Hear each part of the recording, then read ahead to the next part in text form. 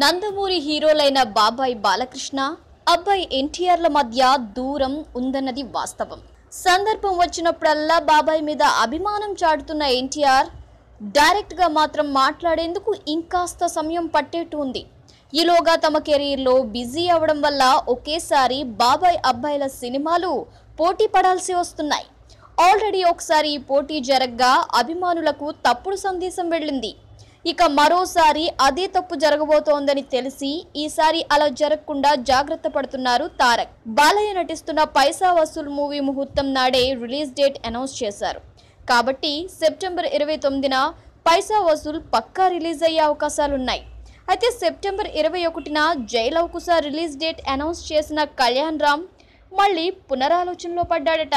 వారం గ్యాప్లో బాలకృష్ణ, ఎన్టీఆర్ ఇలా ఇద్దరు హీరోలు ఫైట్ చేయడం ఏమాత్రం శ్రేయస్కరం కాదని అభిప్రాయానికి వచ్చారట. ప్రస్తుతం రిలీజ్ డేట్ అనౌన్స్ చేసినా మళ్ళీ జై లవకుశ పోస్ట్ పోన్ చేయాలని చూస్తున్నారట.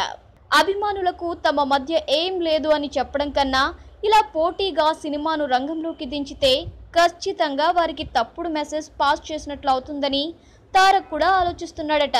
అంతేకాదు, ఇద్దరు పోటీ చేస్తే గాసిప్ రాయులకు మళ్ళీ అవకాశం ఇచ్చినట్టే అవుతుందని చూస్తున్నారట.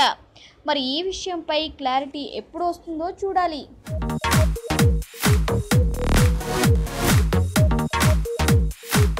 Please subscribe our YouTube channel Plus TV.